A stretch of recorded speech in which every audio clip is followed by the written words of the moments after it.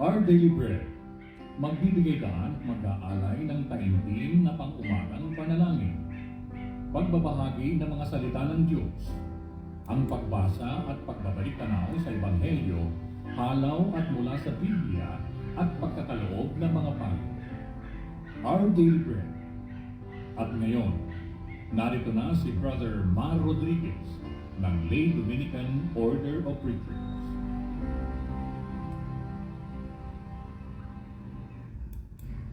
Good morning po sa inyong lahat. Welcome po dito sa Our Daily Bread, dito sa Broad Streamcast Communicators. Kamusta po kayo at kamusta po ang morning nyo?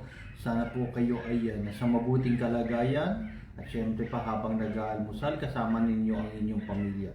Maraming salamat po sa panonood. Ako po si Brother Mar Rodriguez ng Lay Dominican Order of Preachers. Samahan po ninyo ako. At tayo po ay siyempre pa katulad ng ating nakagawian, mananalangin tayo. Tayo ay magpapasalamat sa Diyos sa lahat po ng mga biyayang ipinagkaloob niya sa atin. At siyempre, maraming salamat kay Lord at dahil diyan ay tayo ay patuloy na pinagpapala sa kabila ng krisis, May mga blessings na dumarating. Katulad po ngayon, may blessings po na dumating sa akin. Yan, siyempre, nagpapasalamat din tayo kay Lord. Hindi niya po tayo pinapabayaan. What miracles can do. What miracles can do for us. Pagka talaga tayo ay nanampalataya at nananalig sa Kanya, hindi po tayo papabayaan. Hindi tayo sasala sa oras. Tandaan po niya, garantisado po yan. 100% hindi po tayo papabayaan ng Panginoon Diyos. Dahil kahapon po nakatanggap tayo ng blessing. At siyempre pa, yan ay ipinagpapasalamat natin sa Panginoon. At maaaring kayo rin, nakatanggap kayo ng blessing. Hindi ba magtataka kayo, wow, sa kabila ng crisis, sa kabila ng pandemic, hindi tayo pinapabayaan. May mga blessings na dumarating. Miracle ang tawag yan. Yan ay blessings. Ipagpasalamat niyo yan sa Panginoon.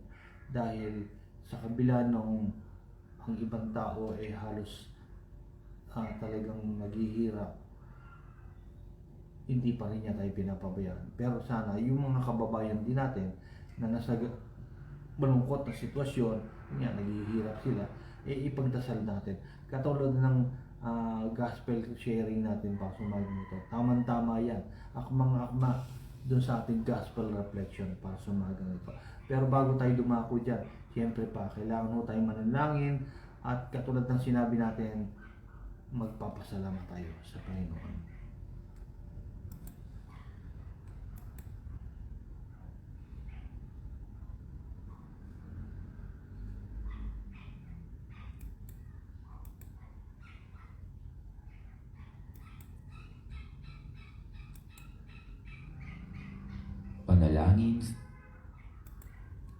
Panalangin sa umaga.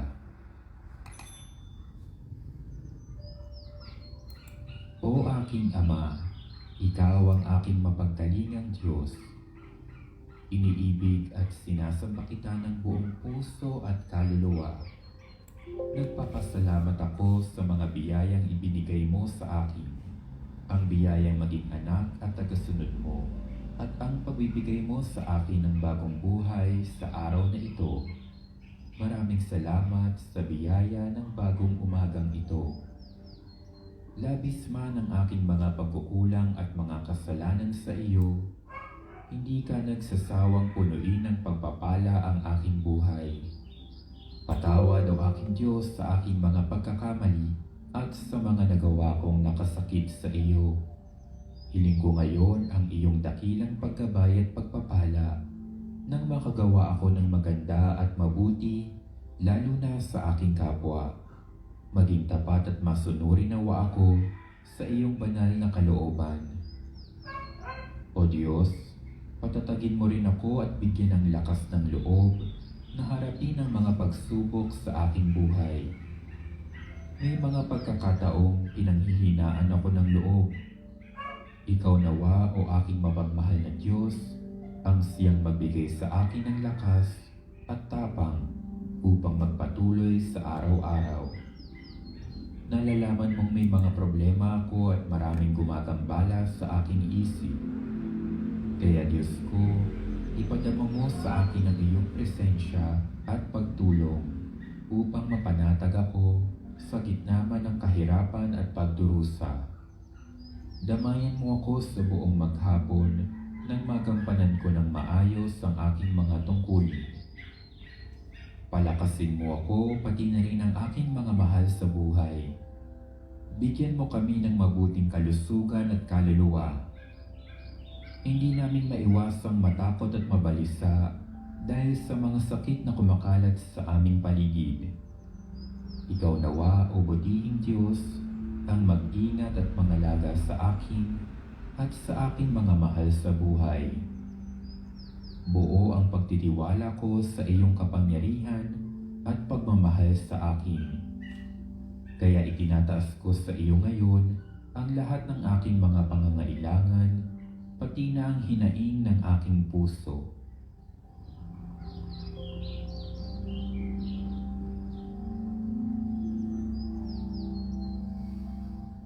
Punuin mo ako ng iyong mga biyaya, 10 ng aking mga mahal sa buhay.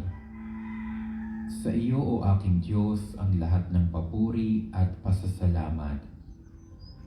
Hinihiling ko ang lahat ng ito sa ngalan ni Hesukristo, ang aming Panginoong muling nabuhay at kaisa ng Espiritu Santo. Amen.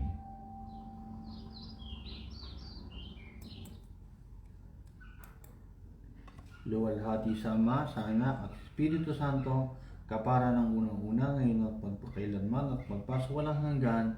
Amen. Sa ngalan ng Ama, ng Anak at Espiritu Santo. Amen. Magandang umaga umuli sa lahat sa inyo na nanonood sa umagang ito.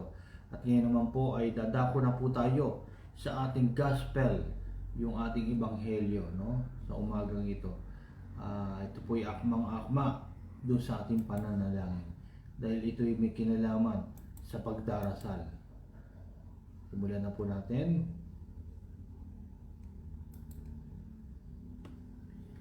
Sumainyo ang Panginoon, ang mabuting balita ng ating Panginoon ayon kay San Juan. Papuri tayo. Pagkasabi ni Jesus ng mga ito, tumingala siya sa langit at kanyang sinabi, Ama, dumating na ang oras.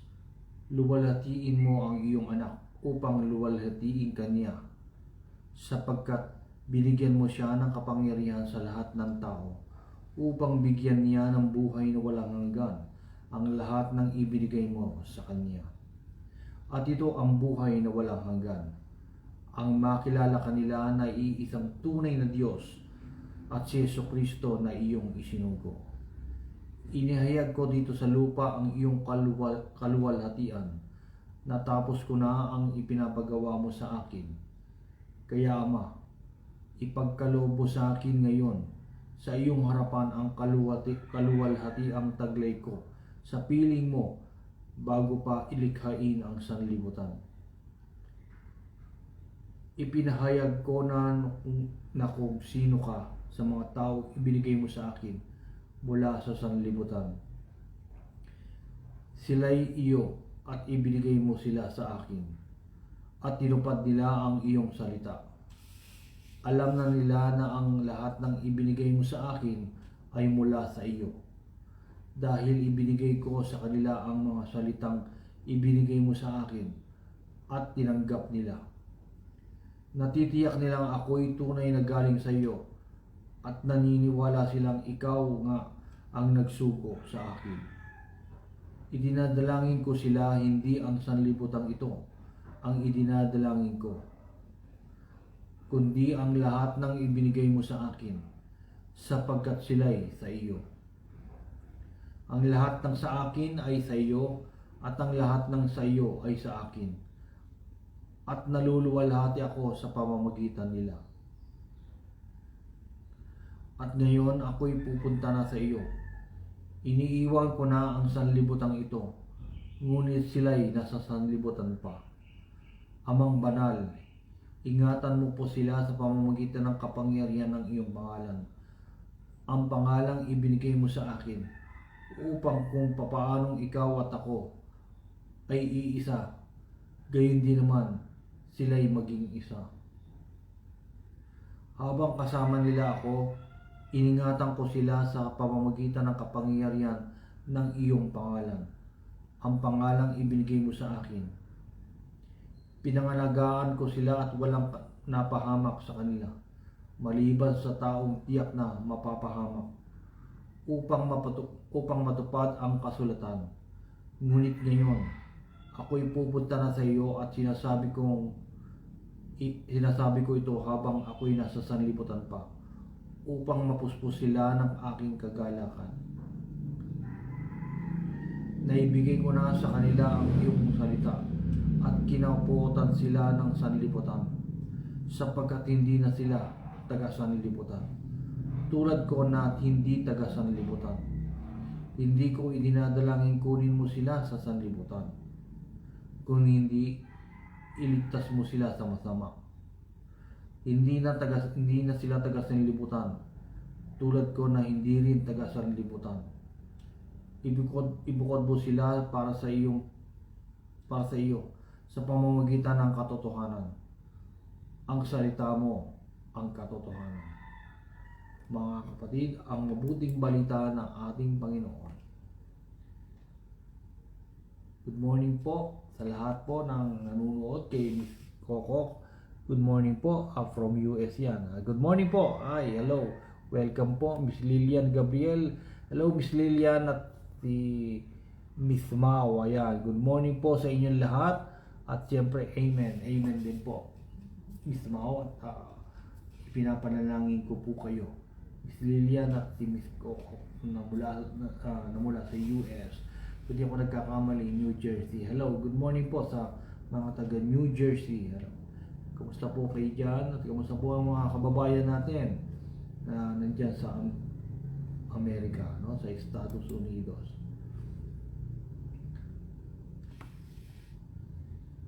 Narito po ang ating pagninilay sa gospel po, sa ebanghelyong binasa natin. Sa mga panahon na tayo ay may binabalikat na mabibigat na problema, lalo na ngayong panahon ng pandemya, tanging panalangin na lamang ang maaari nating kapitan at sandalan. Sapagkat nadidinig ng Panginoong Diyos ang ating mga panalangin at karaingan.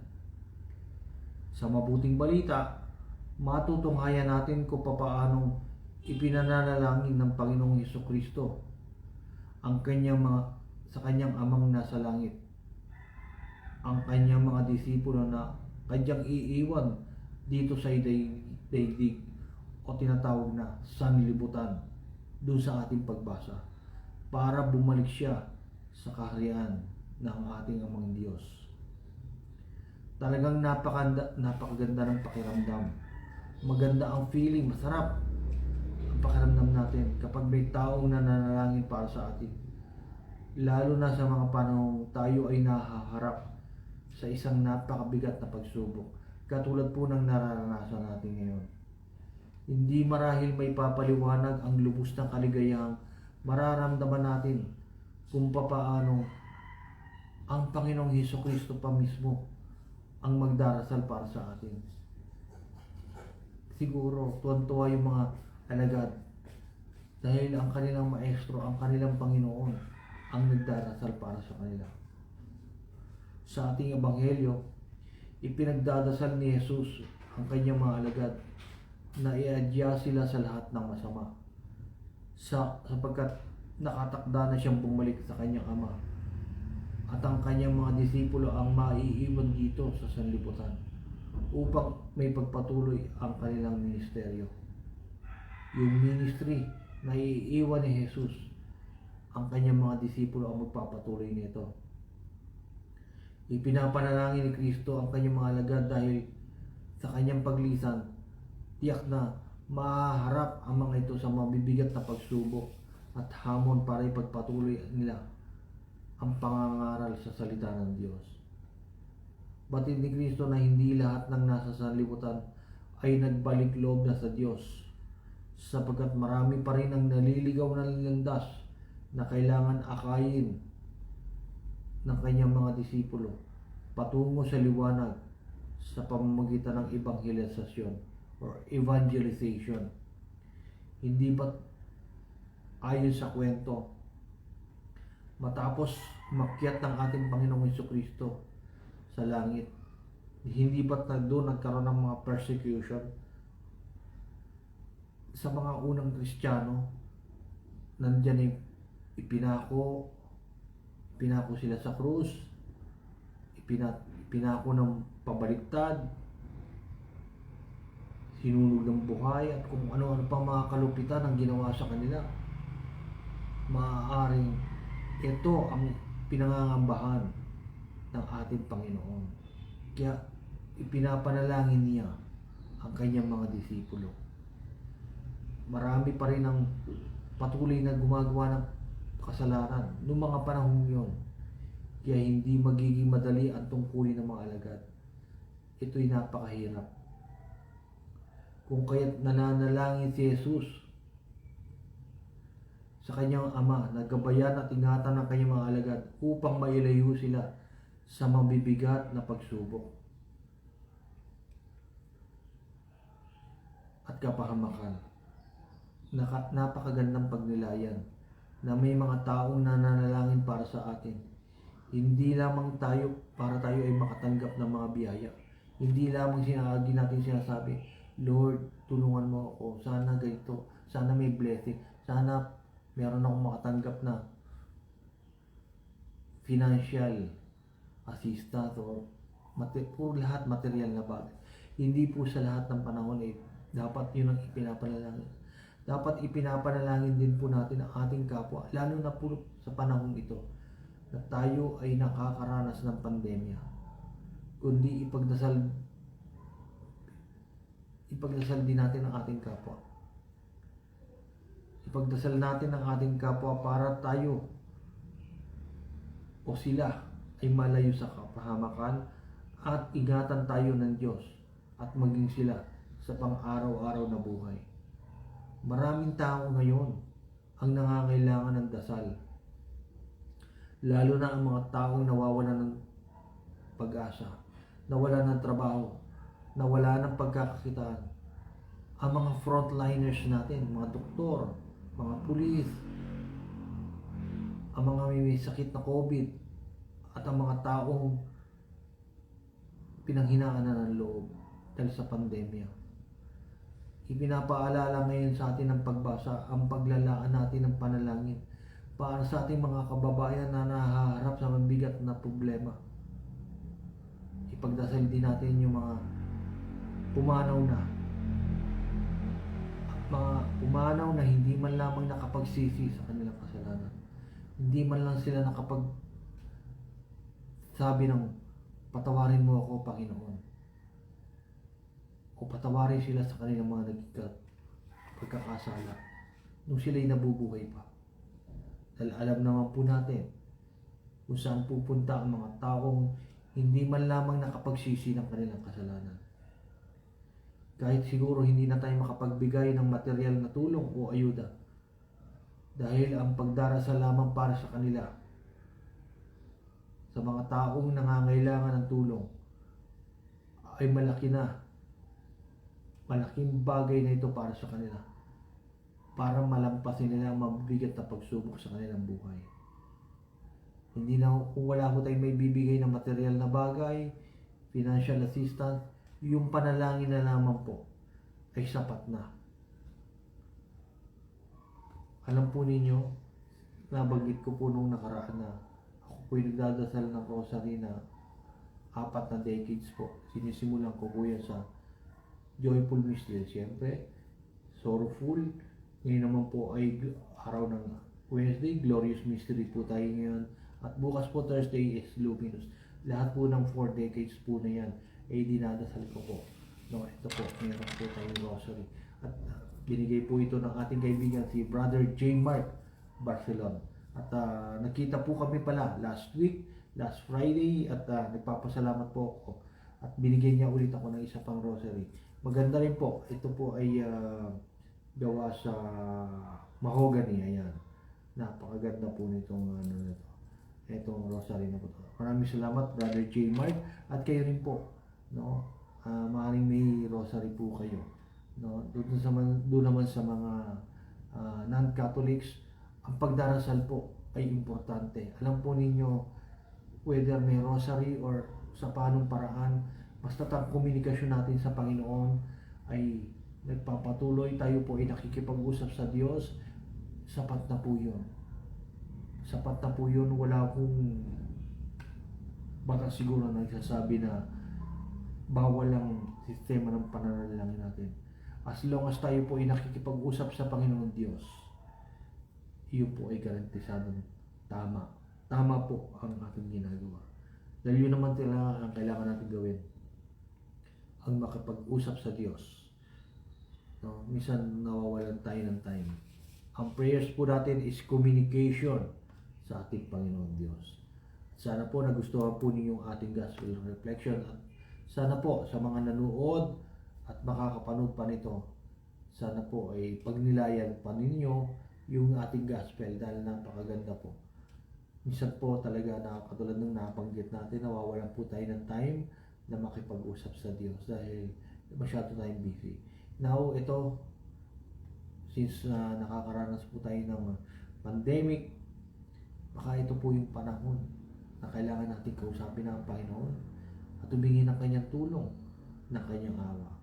At maraming salamat din po. Mismo, ayan po, may message po siya. Opo, yan po ay talagang tungkulin po natin bilang isang preacher, ang i-share ang salita ng Diyos. To share share God's words sa inyo po lahat ng mga nanonood. Dahil po yan ang ating spiritual obligation, yan ang ating apostolic work. Yan po ay ating ministeryo. Tayo po na nagsisilbi sa Diyos. Obligasyon po natin yan. Yan po ay ating isang, yan po ay matatawag natin na isang bukasyon na kailangan po natin gampanan. At siyempre pa, katulad ng sinasabi natin, ang pananalangin ay isa sa ating mga bukasyon na kailangan gawin natin para sa ating kapwa. Yung may mga sakit, may mga COVID, nakakawa po sila. Mas mahalaga po, mas mabigat ang pananalangin kaysa sa mga material na bagay na ibibigay natin. Na minsan ibinibigay natin pero wala naman sa puso natin. Pero yung pananalangin, nagmumula po sa ating puso. Siguro po hanggang dito na lamang po. Bukas magsama-sama po ulit tayo, Thursday. At sana po kayo ay pagpalain tong araw na to. At sana po mag-ingat po kayo.